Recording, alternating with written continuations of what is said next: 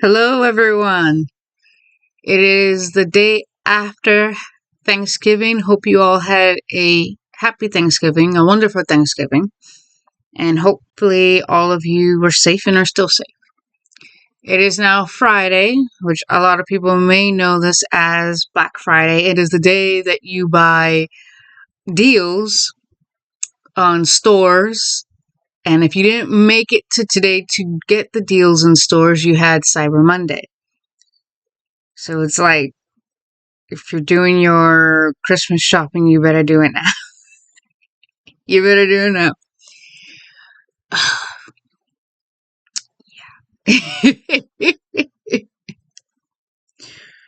Yeah.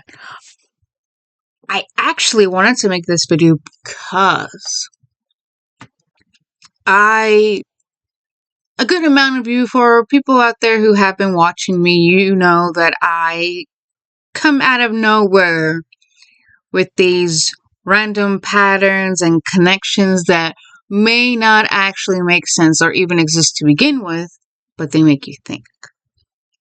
And the reason why I say this is because last weekend I finally saw an old movie that was made in 1960, and it is a 1960 French film called Eyes Without a Face.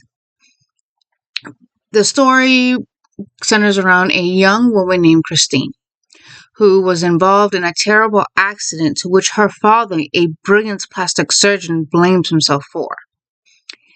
And as a way to seek redemption in the eyes of his daughter, he has been kidnapping women and conducting surgical facial surgeries on them without their knowledge, without their consent and everything.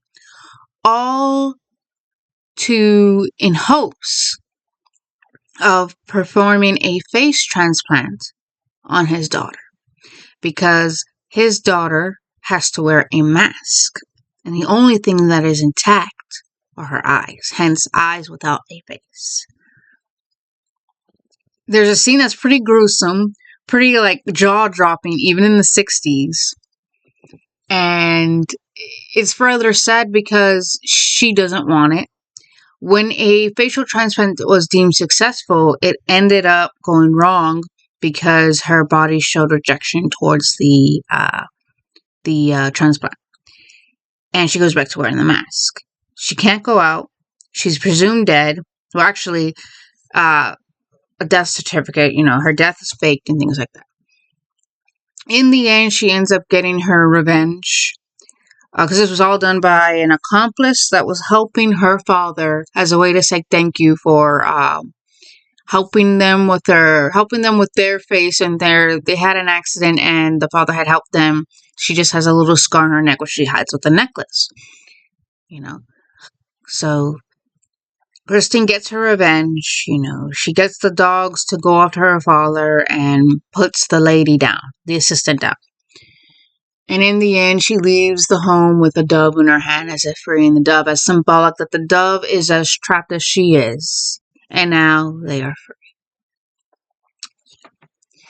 There is another movie, a Japanese black and white movie called, what was it? Another Life, Another Face. It was released in 1966. And it has the same premise of that story. The only difference is the gentleman had gone disfigured at a workplace. Both a doctor and a psychiatrist bring him in, and they give him a mask. But they warn him that the mask will not only alter his behavior, but his personality. But he's able to walk freely with a new face. No one knows. So he puts on the mask. He's now a new man.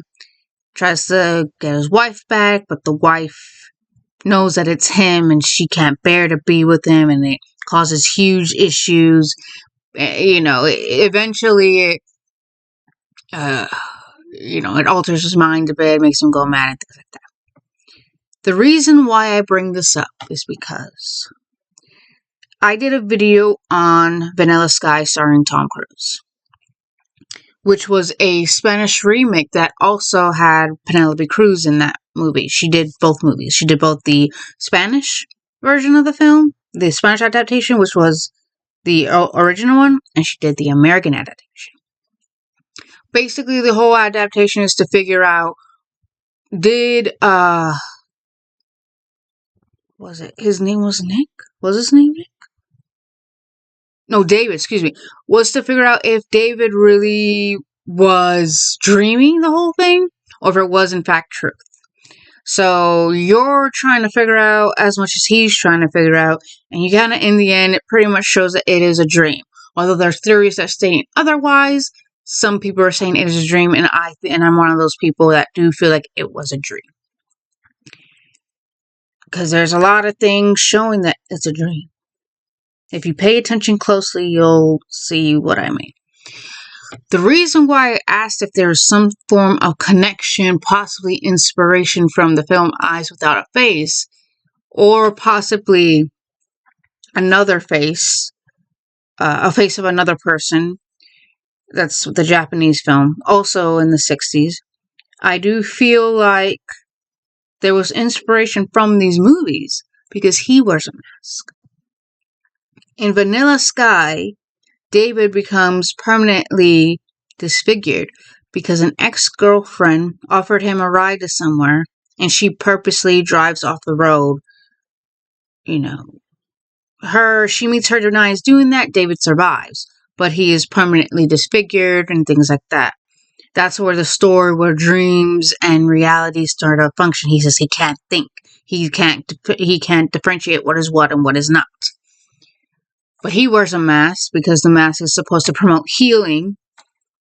And also, it's only a mask if you treat a mask. That's what one of the doctors told him. So all of these characters are wearing masks to hide their faces. While in one story, Christine, she's doing it to hide her face because she can A, get hurt, B, people are going to view her as a monster, C, everyone thinks she's dead because of the accident that happened that her father had caused. In A Face of Another Person, he was disfigured, but he has the opportunity to go out and about, but not as himself, as a new person. And in Vanilla Sky, David wears a mask, but it's to hide his face because he's permanently disfigured. And also it maddens him because he's a vanity. He's a narcissist. He's so vain. He thinks he's looking good when he treats people badly. And with that, he kind of learns what love really is, how you treat people, and things of that nature. So my question to you guys, and it's possibly no connection, no possible inspiration whatsoever, but do you feel that Vanilla Sky may have been somewhat inspired by Eyes Without a Face, or A Face of Another, or possibly both? You decide. Let me know in the comments section of what you guys think.